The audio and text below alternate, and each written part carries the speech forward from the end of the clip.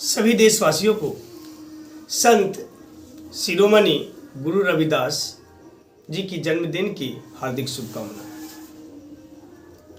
संत रविदास जी का जन्म काशी में हुआ था। इनकी माता जी का नाम कर्मा देवी, पिताजी का नाम संतोख दास था और इनका जन्मदिन प्रत्येक वर्ष माघ के पूर्णिमा के दिन पूरे देश भर में मनाया जाता है। संत रविदास जी अपना कोई भी काम लगन और परिश्रम से करते थे। बहुत ही मेहनती थे सर, बहुत ही ज़्यादा मेहनती थे। कोई भी काम करना है ना तो अपना पूरा लगन और मेहनत लगा देते थे और वह काम को करके ही छोड़ते थे। वो काम को करके ही छोड़ते थे। और यह जो संत रविदास जी जो थे बहुत ही दयालु व्यक्ति थे। इनके अंदर दयालु का भावना बहुत ही ज़्यादा था। हाँ सर।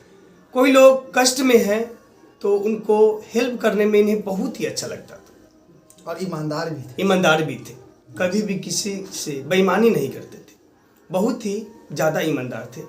आज के लोगों को भी ऐसा होना चाहिए। हाँ सर। आज के लोगों को भी ऐसा होना चाहिए, लेकिन ऐसा बहुत ही कम देखा जाता है कि ईमानदार लोग मिले। हाँ सर। तो संत रविदास जी जो थे बहुत ही ईमानदार थे, दयालु थे।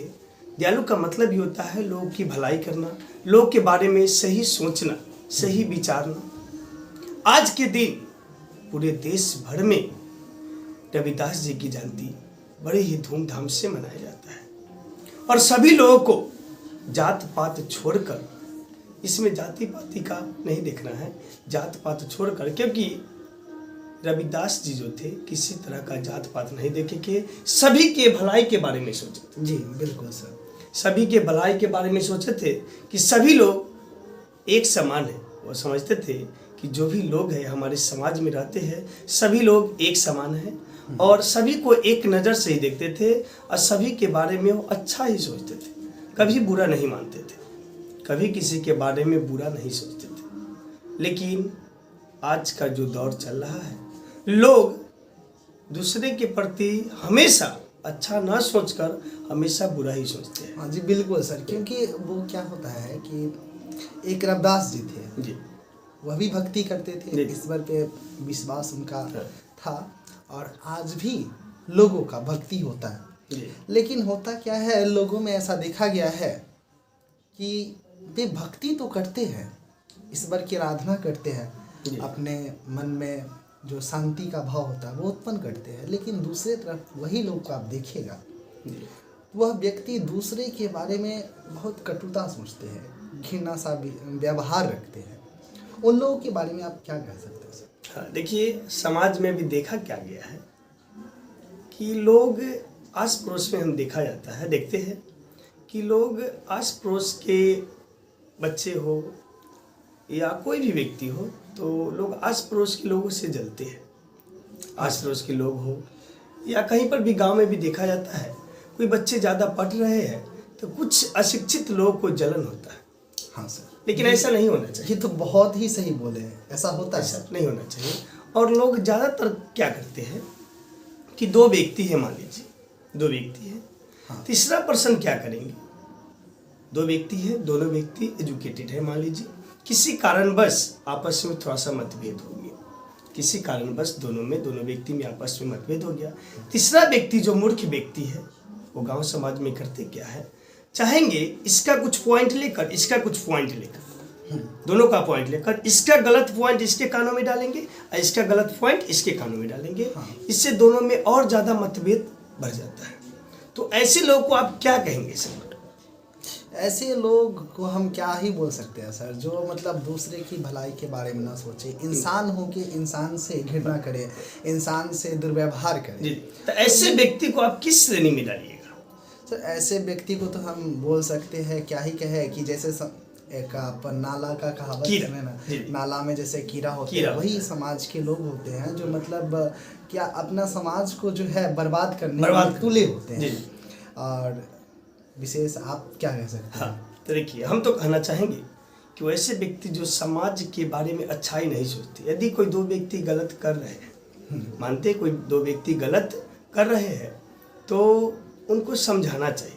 गलत जीवन में हर एक इंसान से कुछ न कुछ गलतियां होती हैं। बिल्कुल सर। पृथ्वी पर जितने भी इंसान हैं, ऐसा कोई भी इंसान नहीं है जिससे जीवन में गलतियां नहीं होती है, और गलतियां से ही लोग सीखते हैं। तो अगले व्यक्ति को गलतियां को सुधारने का मौका देना चाहिए, समझाना चाहिए, न कि लोगों को समझाना चाहिए, लेकिन लोग क्या करते हैं, समझाते नहीं है और उनको और गलत रास्ते पर बढ़ने के लिए प्रेरित करते हैं।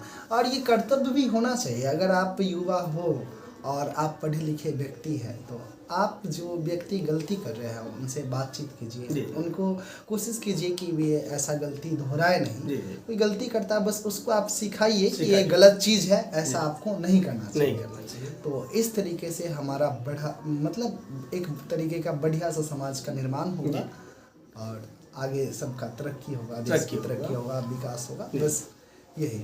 हाँ, तो समाज में ऐसे जो लोग हैं उनको थोड़ा समझदारी अपनाना चाहिए, कि समझदारी उनको आना चाहिए कि लोगों को आगे बढ़ने के लिए प्रेरित करें कि आगे कैसे बढ़े। नहीं तो इस तरह के व्यक्ति जो आपस में हमेशा सोचते हैं कि दो व्यक्ति लड़ाई करें, जो ऐसा भावना मन में रखते हैं कि दो व्यक्ति को लड़ाने के व्यू से काम करते हैं कि दोनों व्यक्ति आपस में लड़कर वह मर जाए, इस तरह का जो सोच रखते हैं, वैसे व्यक्ति इंसान नहीं कहलाते हैं, जानवर कहलाते हैं। मतलब आगे चल के आप देखिएगा सर, वैसे व्यक्ति जिल्लत की जिंदगी जीते हैं। और यही पृथ्वी के जो कहते हैं ना कि स्वर्ग और नरक की जो बात होती है, ऐसे ही व्यक्ति को नरक नसीब होता है।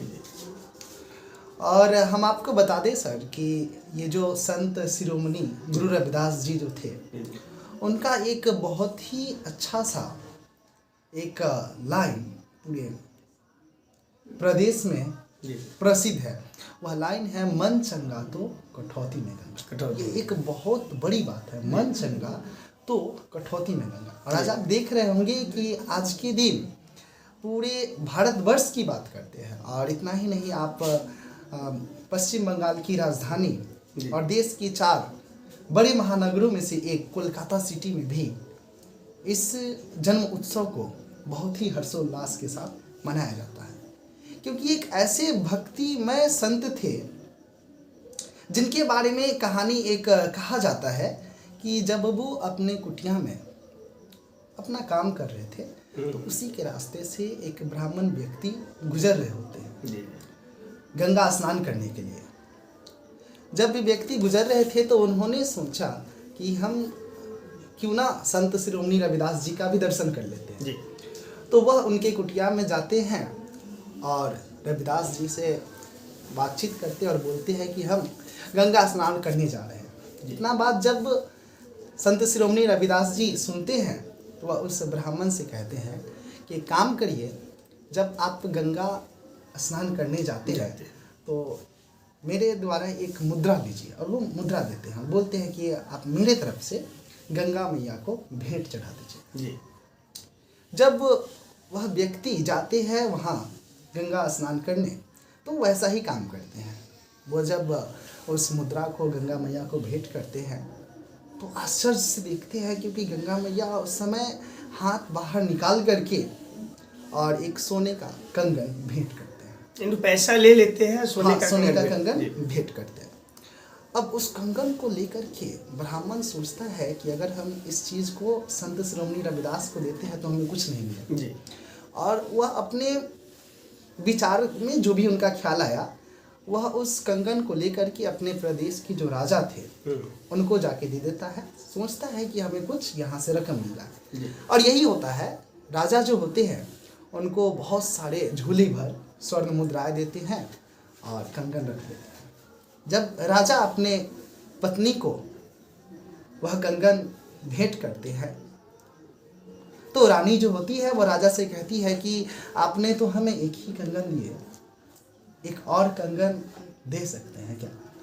तो राजा उनसे दिलासा दिलाते हैं और बोलते हैं कि हाँ बिल्कुल, आपको 2-3 दिन में हम ऐसा ही कंगन भेंट करते हैं। और अगली सुबह वो उस ब्राह्मण के पास न्योता भिजवाते हैं कि ऐसा ही कंगन मुझे और चाहिए जी। अब यह सुन करके ब्राह्मण का होश उड़ जाता है कि अब हम ये कंगन लाए तो लाए। फिर वो भटकते भटकते पहुंचता है संत शिरोमणि रविदास जी की कुटिया में, और वहाँ यह सारा कहानी बतलाता है।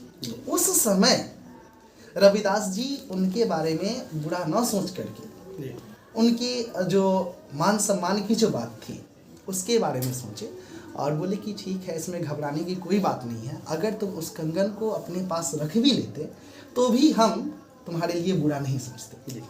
और वो अपने पास जो एक गमला रखते थे, जिनको कठौता कह सकते हैं, जहाँ वो अपना काम करते थे, उसमें पूरा लबालब पानी भरा हुआ था। तो ऐसे ही उस पानी को देखते हुए वो माँ गंगा का आराधना किए और उसी में से फिर से वही मतलब दोहराया वही क्रिया जो पहले हुआ था कि माँ गंगा का हाथ निकला और एक और कंगन जो है मिल गया। और वह कंगन को फिर वो जो रविदास जी थे ब्राह्मण को दे दिए और ब्राह्मण जाकर के राजा को दे दिया, और यहाँ से उसकी जो समस्या थी वो खत्म हो गई। और उसी समय से ये लाइन प्रसिद्ध हो गया कि आपके मन, आपके विचार अगर साफ हो तो जरूरी नहीं है कि आप माँ गंगा के पास जाके स्नान करें। आप कहीं से भी अगर सच्चे मन से भक्ति करते हैं, उन्हें याद करते हैं, तो आपका काम सफल होगा और भगवान उसे सुनते हैं। जी, यानी सर ने बताया कि संत रविदास जी के द्वारा एक कथन कहा गया था, मन चंगा तो कठौती नहीं गंगा। और एक कहानी के द्वारा भी बताया कि कहानी के द्वारा आप लोगों को समझाए कि यदि मन साफ है तो आप का कोई ज़रूरी नहीं है कि आपको पूजे पाठ करने से ही कोई काम सफल होगा। आप पूजा पाठ कीजिए, हम लोग भी करते हैं, पूजा पाठ करना है, लेकिन पूजा पाठ तो करते हैं, तो पूजा पाठ करते हैं तो मेरा मन भी साफ रहना चाहिए, हम लोग का मन भी साफ रहना चाहिए। ऐसा नहीं है कि मेरा मन साफ नहीं है और हम पूजा पाठ कर रहे हैं तो पूजा पाठ कोई काम का नहीं होता है। यदि हम पूजा पाठ कर रहे हैं तो हमारा मन साफ होना चाहिए, आंतरिक रूप से मन साफ होना चाहिए। क्योंकि हम घर में पूजा कर लिए और दूसरों के प्रति यदि हम बुरा सोचते हैं तो हमारा पूजा सफल नहीं होता। बिल्कुल सर, कितना भी वो 100 बार भी गंगा स्नान क्यों ना कर ले, अगर उसका विचार साफ नहीं है तो फिर उसका भक्ति नहीं रह जाता। तो हम कहना चाहेंगे समाज के लोगों को कि आप अपने मन को साफ रखिए। कोई व्यक्ति गलत कर रहे हैं तो उन्हें आप समझाइए कि आप अच्छा करें, गलत करने से रोकिए उनको और समझाइए कि आप इस तरह से आप अच्छे काम कर सकते हैं ताकि हमारा समाज बहुत ही अच्छा हो। क्योंकि संत रविदास जी जो थे वो भी समाज के लिए काम किए थे कि ताकि हमारा समाज, जो भी काम किए थे समाज के लिए, ताकि हमारा समाज आगे बढ़े, समाज में एक पॉजिटिव विचार आए।